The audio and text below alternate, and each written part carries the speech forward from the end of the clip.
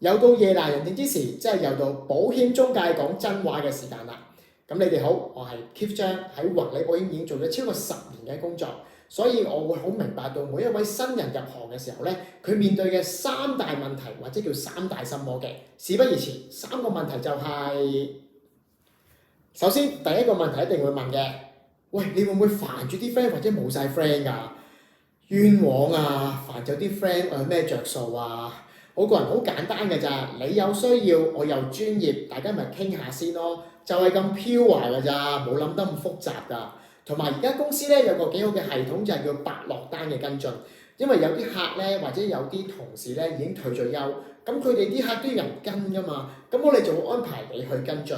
咁透過越跟進得多咧，你越熟練嘅方向，同埋嗰啲客對你嘅信任，你就會越嚟越多生意，就係咁簡單嘅咋，唔使成日煩住啲 friend 㗎，你可以放心啦。至於第二個問題，你一定會問㗎啦，就算你唔問，我都會話你聽嘅，就係呢一行嘅收入係咪好唔穩定咧？我答你係嘅。睇1、2年咧，你會發現我都未夠穩定喎，因為我真係唔係個個月都見到咁多客。亦都唔係個個客都會即刻揾我投保，因為可能未 ready 啦，又或者係儲蓄方面咧佢未有夠資金啦，唔出奇㗎嘛。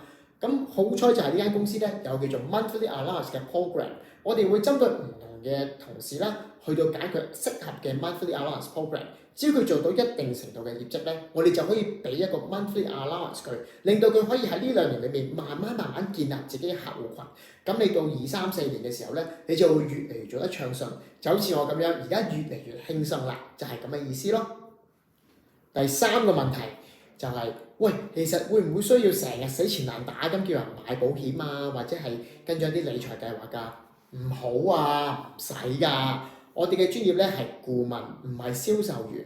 我哋嘅責任咧係要令到客戶聽得明白個邏輯，知道個風險擺喺邊，點樣去管理佢。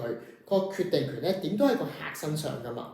咁同埋佢會感受到你真係認真地幫佢跟進嘅話咧，一定會同你去投保㗎，你可以放心，唔使死纏爛打㗎，唔該。點樣又專業又唔想煩到人，又可以自主人生咧？呢個先至係我哋之後要傾嘅話題。頭先3條問題裏面，邊條你最身同感受咧？又或者你有啲乜嘢好搞笑嘅刻板印象喺我哋身上嘅，可以留言話我聽，我幫你一一拆解喎。like 咗呢個 page 未咧？快啲 like 同埋 follow，我哋下條片見啦，拜。